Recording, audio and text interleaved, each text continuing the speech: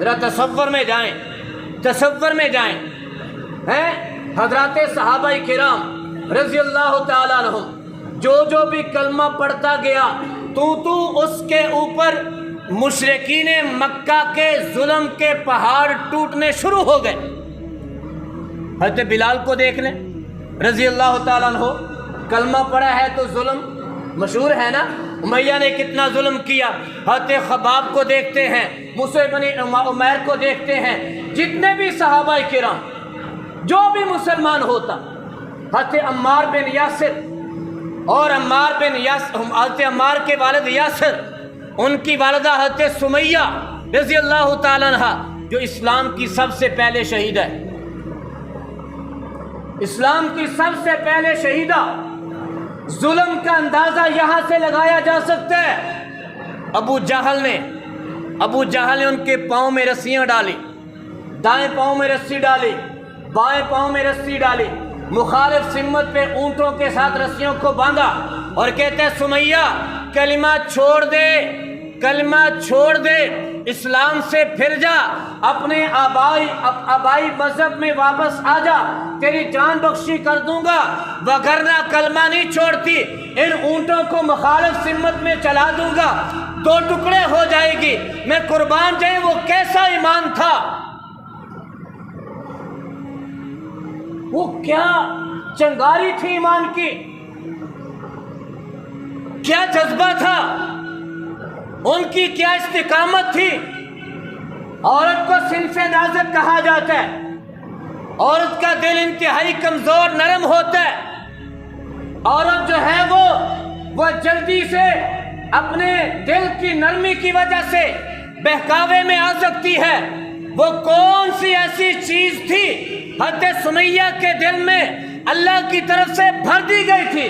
حضرت سمیہ نے کہا ابو جہل تو اس سے جو کچھ بھی ہوتا ہے کر لے، یہ کلمہ دل میں آ چکا ہے، اب یہ کلمہ نکلنے والا نہیں، اب یہ ایمان دل سے نکلے گا نہیں۔ ابو جہل نے ایک اونٹ کو ادھر چلا دیا، ایک کو ادھر چلا دیا، حضرت سمیہ رضی اللہ تعالیٰ عنہ کے 2 ٹکڑے ہو گئے، 2 ٹکڑے ہو گئے۔ اسلام کی پہلی شہیدہ، اسلام لانے سے اس وقت مکہ میں کوئی گلے میں ہار نہیں ڈالے جاتے تھے، استقبال نہیں کیا جاتا تھا،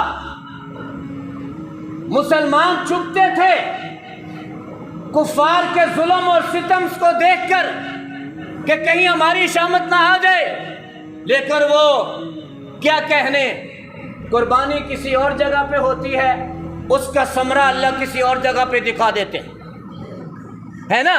قربانی مکہ میں ہوئی، اللہ نے اس کا نتیجہ مدینہ سے نکال دیا۔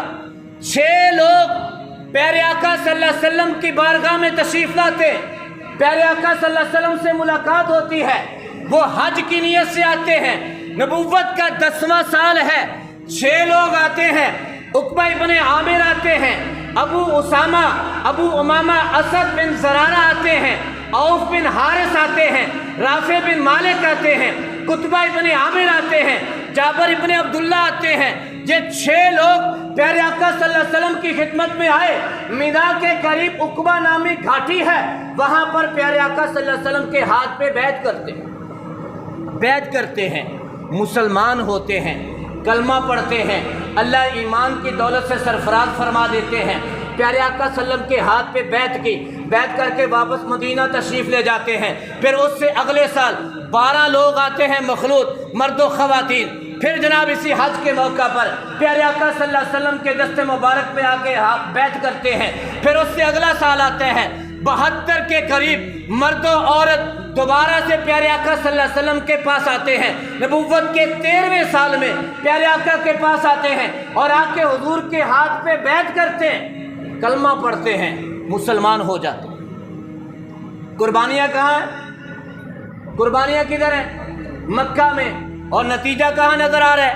مدینہ منورہ میں، جس کو پہلے یثرب کہا جاتا تھا، اسلام کی برکت سے اللہ نے اس کو مدینہ منورہ بنا دیا۔ پیارے آقا صلی اللہ علیہ وسلم کے قدمین کی برکت سے اللہ نے اس کو مدینہ منورہ بنا دیا۔ اتنے لوگوں نے آ کر بیعت کی۔ اچھا بیعت کیا کی ہوگی؟ بولو بھائی، آج بھی ہم بیعت کرتے ہیں، کچھ لوگ کہتے ہو جی سب تو بڑا پیر تے مام کہتے ہیں نا، سب سے بڑا پیر بندے کا کیا ہے، اس کی ماں. ہاں مانتے ہیں اس بات کو کہ ماں کی گود سب سے پہلی تربیت گاہ ہے، مانتے اس بات. لیکن ان حالات کو سامنے رکھتے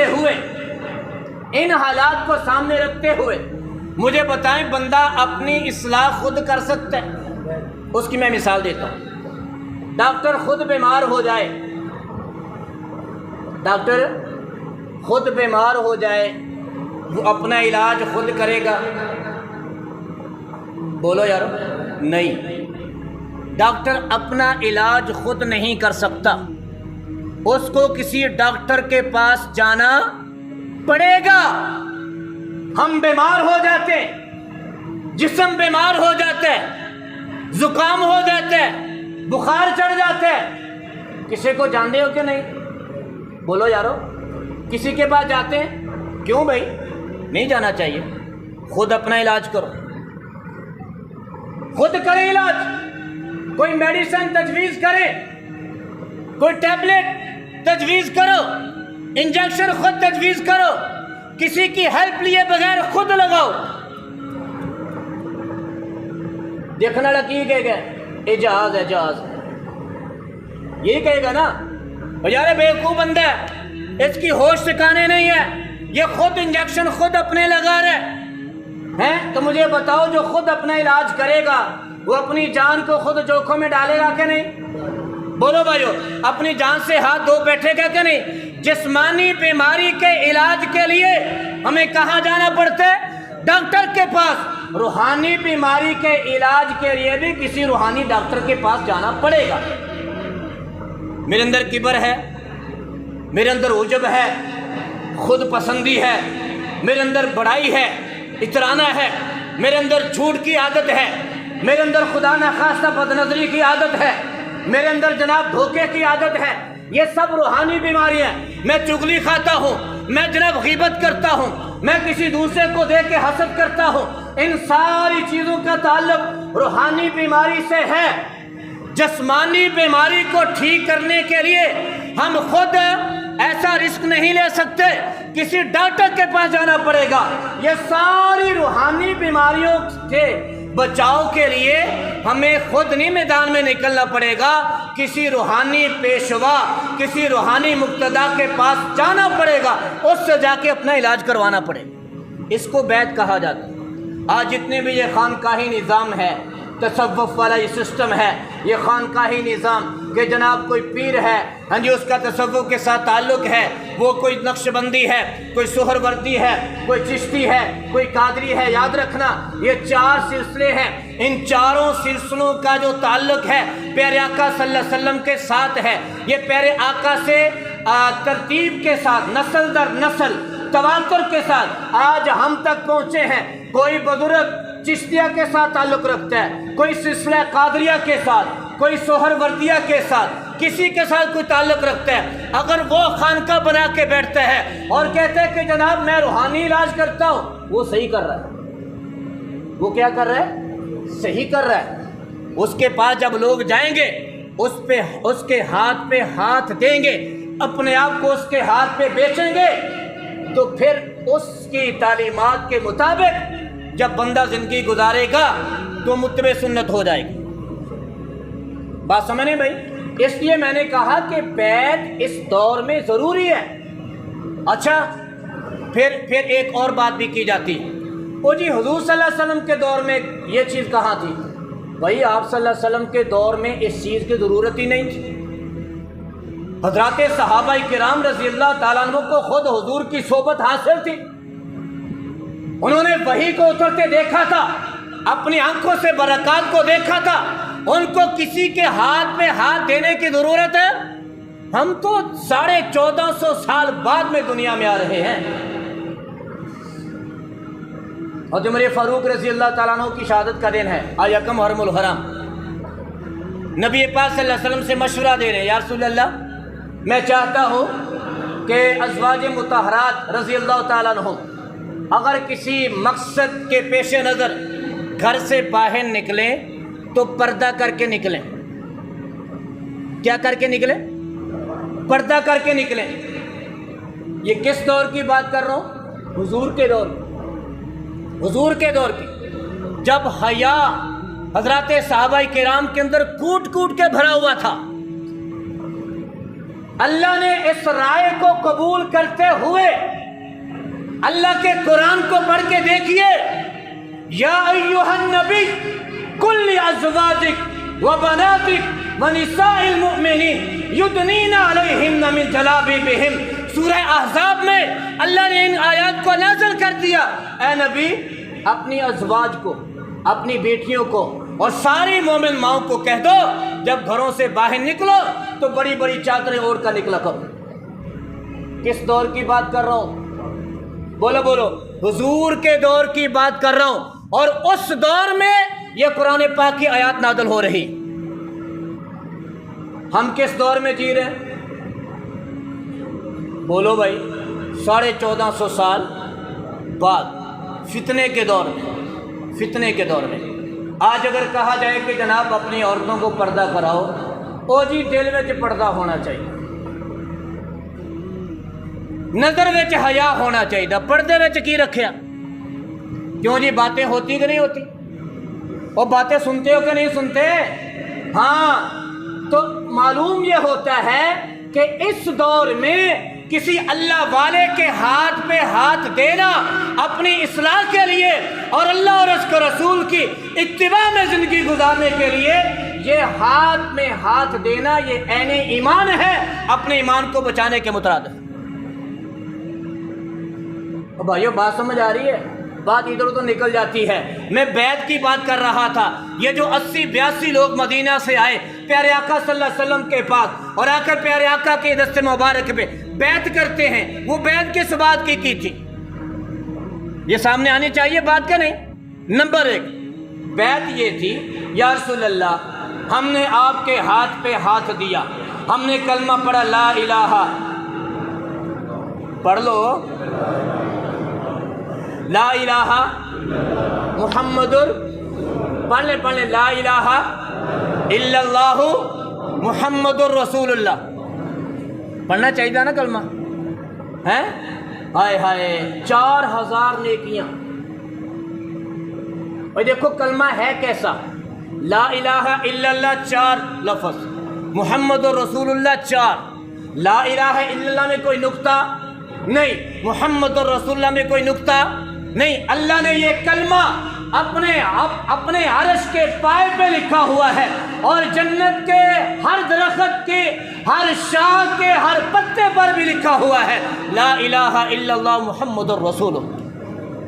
اور جنت کے ہر دروازے پہ لکھا ہوا ہے لا الہ الا اللہ محمد الرسول اللہ. معلوم یہ ہوتا ہے کہ جنت میں وہی داخل ہوگا جس کے پاس لا الہ الا اللہ محمد الرسول اللہ والا پاسپورٹ اور ویزا ہوگا. اس کے علاوہ کوئی جنت میں داخل؟ ہاں پیارے آقا سے پہلے جو انبیاء تھے، ان کی جو امتیں تھیں، جو انبیاء پر ایمان لائے، وہ جنت میں جائیں گے، لیکن امت محمدیہ کے بعد.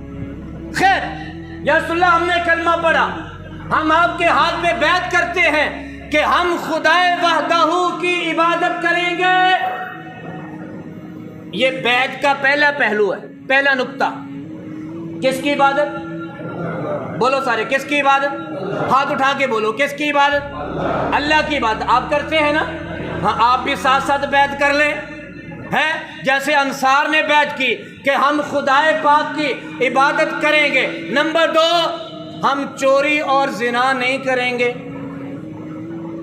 بولو تسی بھی. مول صاحب نہ کہلواؤ، تہاڈی مہربانی ہے.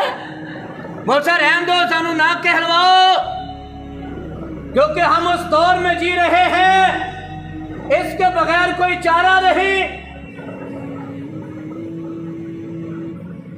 شادی کو مشکل بنا دیا گیا،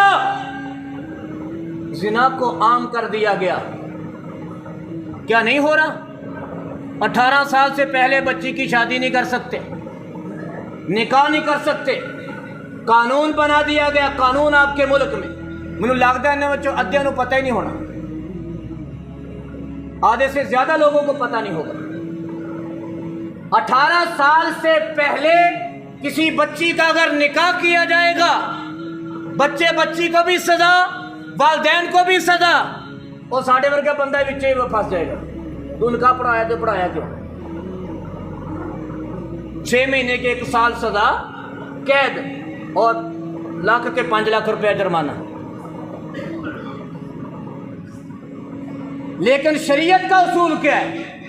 جوڑ کا رشتہ مل جائے، بچہ بچی بالغ ہو جائیں، اس کی شادی کر دو۔ النکاح نصف الایمان، نکاح نصف ایمان ہے۔ بچے بچے کی شادی جلدی کر دی جائے گی، وہ بچہ اور بچی گناہ سے محفوظ ہو جائیں گے۔ کس بات پہ بیعت ہو رہی؟ یا رسول اللہ ہم چوری اور زنا نہیں کریں گے۔ آگے یا رسول اللہ ہم کسی پر جھوٹی تہمت نہیں لگائیں گے۔ بولو بولو، ہم کسی پر جھوٹی تہمت، ہولی ہولی بولو، ہولی ہولی ہیں؟ ہم اس معاشرے میں جی رہے ہیں نا، کسی پر جھوٹی تہمت نہیں لگائیں گے۔ اللہ معاف کرے، اللہ معاف کرے۔ آج جو ہمارا جو ماحول ہے، کوئی شعبہ ایسا نہیں ہے جہاں جناب میرٹ پہ کوئی نہ کوئی کام ہو جاتا ہے کہ نہیں؟ پیسہ دکھاؤ چٹکی میں کام ہو جائے گا، پیسہ نہیں دکھاؤ ذلیل ہوتے رہو۔ کیوں جی؟ ذلیل ہوتے رہو۔ کوئی دعویٰ کر سکتے ہیں آپ میں سے، مجھ میں سے؟ ہمارے ملک کا نظام بڑا جناب شریعت کے مطابق چل رہا ہے؟ چوری الگ، زنا الگ، تہمت الگ، سود الگ، رشوت الگ، دھوکہ الگ۔ کون سا ایسا گناہ ہے جو ہمارے ملک میں، ہمارے معاشرے میں نہیں پایا جاتا؟ اللہ اکبر۔ ہم اللہ کی عبادت کریں گے، یا رسول اللہ چوری اور زنا نہیں کریں گے، کسی پر جھوٹی تہمت نہیں لگائیں گے، اپنی اولاد کو قتل۔ وَإِذَا الْمَوْءُودَةُ سُئِلَتْ بِأَيِّ ذَنبٍ قُتِلَتْ، اس زندہ درگور کی ہوئی بچی سے پوچھا جائے گا، اور وہ کل اپنے ماں باپ کا گریبان پکڑ کے پوچھے گی مجھے کس جرم کی بنا پر قتل کیا گیا تھا، زندہ دفن کیا گیا تھا۔ ہمارے معاشرے میں قتل اولاد ہوتی ہے بھائی، ہوتی ہے اولاد قتل۔ وہ کیسے؟ آپریشن کروا دو، بچے 2 ہی اچھے، آپریشن کروا دو بھائی، 3-4 ماہ کا حمل ہے اس کو گرا دو، واش کروا دو۔ یہ سب قتل ناحق میں آتا ہے، یہ سب قتل اولاد میں آتا ہے۔ اللہ، ہم ہوتے کون ہیں؟ اپنے اللہ کی تخلیق میں شراکت دار بننے والے۔ آج گھروں میں مستورات پھر رہی ہیں، مستورات کا مشورہ دیتی پھر رہی ہیں، اور جی پہنا 2-3 بچے ہو گئے بس بہت ہے، آپریشن کروا دے، جان چھڑا۔ ہاں، وقفے کی صورت بن سکتی، کیونکہ بچے کو دودھ پلانے کی مدت کتنے سال ہے بھائی؟ 2 سال دودھ پلانے کی مدت ہے۔ 2 سال تک آپ وقفہ کر سکتے ہیں، کوئی اس کے لیے کوئی طریقہ اختیار کر سکتے ہیں۔ اس کا مطلب یہ نہیں ہے کہ آپ وہ بچوں والے سسٹم کو ہی جو ہے وہ ختم کروا دیں۔ میرے آپ کے آقا صلی اللہ علیہ وسلم کے فرمان کا مفہوم ہے ایسی عورت سے شادی کرو جو زیادہ بچے پیدا کرے، تاکہ کل قیامت کے دن میں اپنی امت کی تعداد کو دیکھ کر باقی امتوں پہ میں فخر کروں۔ آج کیا ہو رہا ہے؟ اتنی اولاد ہوگی تو کھائیں گے کہاں سے؟ آپ کہاں سے کھا رہے ہیں؟ آپ کہاں سے کھا رہے ہیں؟ یاد رکھنا، موت بھی اللہ کے ہاتھ میں ہے، رزق بھی اللہ کے ہاتھ میں۔ جو بچہ دنیا میں آیا وہ رزق بھی اپنا ساتھ لے کر آئے گا۔ میں تو عام طور پہ یہ کہا کرتا ہوں، میری آپ کی نمازوں کی قبولیت یا مجھے آپ کو کھانے کو جو مل رہا ہے، ان چھوٹے معصوم بچوں کی برکت سے مل رہا ہے۔ آج ہم مسلوں بھی ایسے کرتے ہیں نا، مسیتاں وچ بھی بچے پیچھے شرارتیں کر رہے ہیں تو انہوں نے تہس نہس مچا دیتے۔ میری آپ کی نمازوں کی قبولیت ان بچوں کی شرارتوں کی وجہ سے ہے بھائی، یاد رکھنا۔ ہاں، ایسا چھوٹا بچہ جس کو پاکی ناپاکی کا پتہ نہیں ہے اس کو مسجد میں نہیں لانا چاہیے، لیکن ایسا بچہ جو کچھ مچور ہو چکا ہے، کچھ سمجھ بوجھ کا مالک ہے، اس کو پتہ ہے یہ اللہ کا گھر ہے، ایسے بچے کو آپ جب اب مسجد میں نہیں لائیں گے، اس کو عادت نہیں بنے گی، تو بڑا ہو کے وہ کبھی بھی اللہ کے گھر کا رخ نہیں کرے گا۔ یاد رکھیں، یہ بیعت کی ہے حضرات صحابہ کرام نے، اپنی اولاد کو قتل نہیں کریں گے، اور آخری کہا یا رسول اللہ ہم آپ کی اطاعت اور اتباع میں زندگی گزاریں گے انشاءاللہ۔ ہم بھی وعدہ کرتے ہیں، ہم بھی بیعت کرتے ہیں، یا اللہ تیری عبادت کریں گے، یا اللہ چوری اور زنا نہیں کریں گے، کسی پہ جھوٹی تہمت نہیں لگائیں گے، اپنی اولاد کو ناحق قتل نہیں کریں گے، یا اللہ تیری اتباع ہوگی، تیرے نبی کی اتباع ہوگی، یا اللہ ہم اس پر بھی تو سے توفیق مانگتے ہیں کہ یا اللہ تو توفیق دے گا تب بھی تیری اور تیرے حبیب کی اتباع پہ زندگی گزاریں گے انشاءاللہ۔ وآخر دعوانا الحمدللہ رب العالمین۔